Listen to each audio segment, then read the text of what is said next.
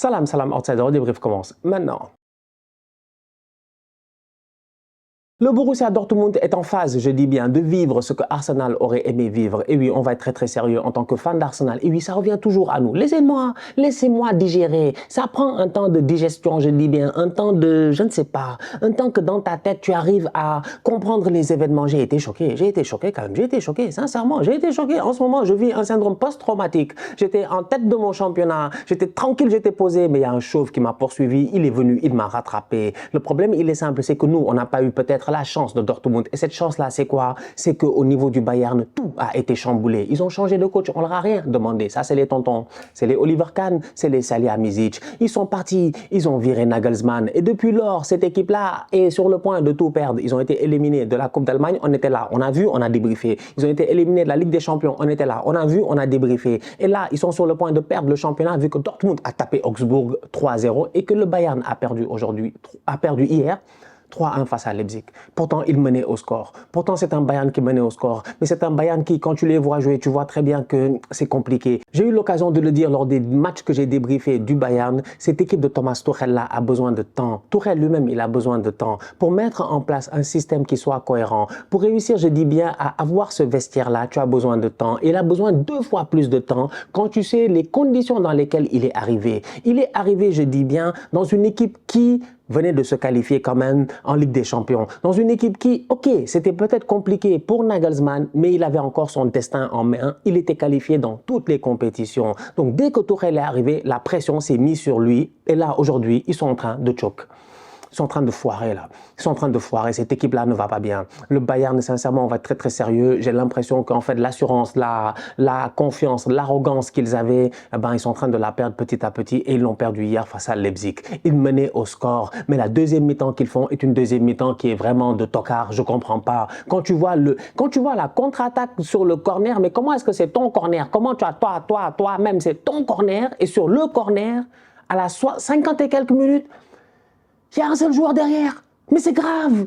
Mais c'est grave, la dernière fois, je ne sais plus c'est qui. C'était le PSG qui avait fait cette bêtise la dernière fois. Quand on a vu Donnarumma en train de courir, en train de se faire courser et tout. On s'en rappelle très bien, sauf qu'on était peut-être à la 80e, 85e, je ne sais pas, et quelques minutes. On n'est pas au début de la deuxième mi-temps. Normalement, au niveau du Bayern, tu dois te gérer. Tu dois être capable, je dis bien, de rester concentré. Ils ne l'ont pas été. Ils ont été, à mon humble avis, dispersés. Ils ont été distraits. Et aujourd'hui, ce Bayern-là va le payer cash parce que Dortmund, eux, derrière, ils n'ont pas foiré. Dortmund a cru en son destin et avec raison. Parce qu'aujourd'hui, quand tu vois la performance qu'ils te sortent face à Augsbourg, quand tu vois le doublé de Haller, je te dis, waouh, ça c'est la belle histoire en fait. C'est la belle histoire. Dortmund a perdu Haaland la saison passée. Haaland est parti à Manchester City. Il a été champion d'Angleterre avec une saison extraordinaire. Et on sait très bien à quel point Haaland, déjà en Allemagne, il faisait du très bon boulot. Même si à la fin, il a eu les blessures, peut-être à cause d'une surutilisation. D'ailleurs, ça, c'est un problème que Pep a réglé, vu que cette saison, toutes les 60 minutes et après chaque triplé ou quadruplé, il le foutait dehors. Donc, du coup, tu regardes ça, tu te dis, Dortmund a perdu son attaquant principal et dans la saison qui suit,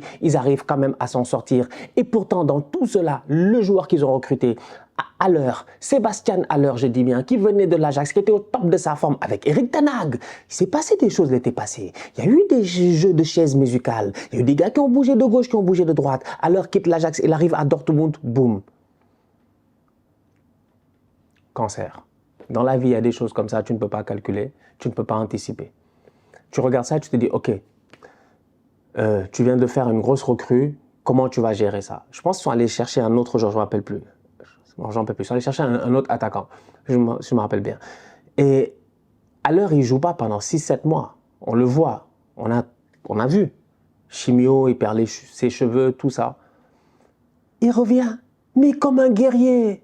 Non, franchement, alors moi j'ai trop de respect pour lui. En fait, là même j'ai envie d'arrêter. J'ai envie d'arrêter, je dis bien. Et je sais pas si alors verra cette séquence-là un jour, mais on est là souvent à rigoler et tout. Ces joueurs de football-là, on est tous en admiration devant eux parce qu'ils font un boulot qui est juste extraordinaire. C'est pour cela que nous, on est là en train d'en parler parce que c'est notre passion, tu vois. À la fin de la journée, moi, si j'avais leur talent, je serais peut-être sur le terrain, tu vois. Donc c'est pour dire à quel point c'est quelque chose qu'on partage. C'est comme un...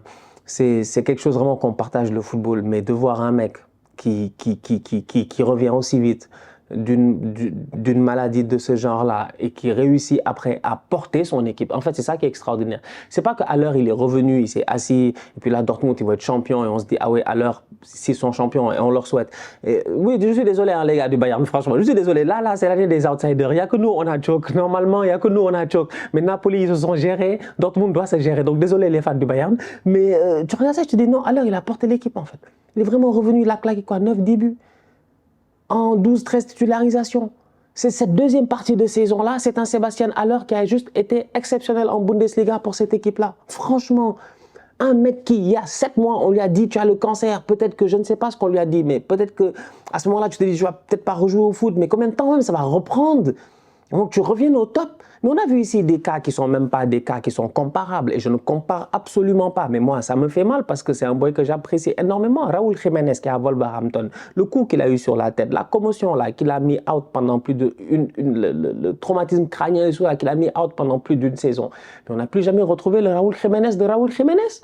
Mais le Raúl Jiménez de Wolverhampton, c'est un top player, c'est un boy dangereux, c'est un boy qui te donne des vibes à la Diego Costa, un boy qui est hargneux, qui va au combat et tout. Donc des fois, une blessure, un traumatisme, une maladie grave peut changer le cours d'une carrière. Pendant ce temps-là, alors lui, il nous envoie un message en disant que je vais tout faire pour être champion d'Allemagne et l'année prochaine, vous me retrouverez chez moi en Côte d'Ivoire pour manger garba. Alors j'ai peur. Alors j'ai peur. C'est incroyable. Non, c'est incroyable, franchement. Sincèrement, je dis, cette équipe de Dortmund-là va vivre en cette fin de saison le match décisif.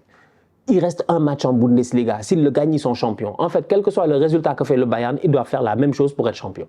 Si le Bayern perd, ils perdent, ils sont champions. Si le Bayern fait match nul, ils font match nul, ils sont champions. Si le Bayern gagne, ils sont champions. L'essentiel, c'est de faire miroir par rapport au Bayern. C'est aussi simple que cela.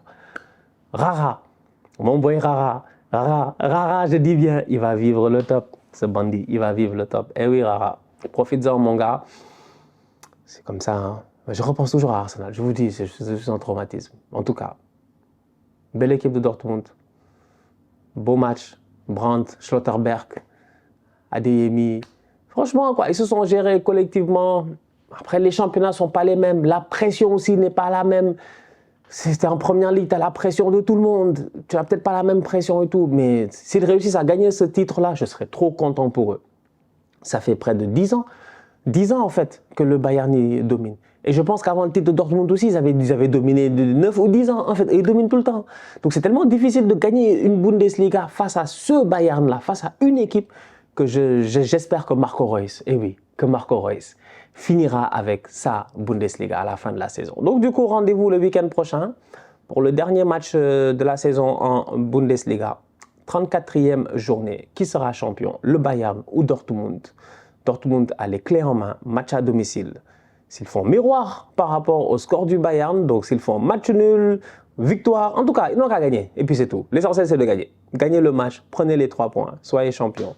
On va voir ce que ça va donner. En tout cas, à suivre. La famille, on se capte très bientôt pour un nouveau débrief. D'ici là, on continue à liker, on continue à partager, on s'abonne. On est ensemble, on reste en santé, c'est le plus important. Tous outsiders.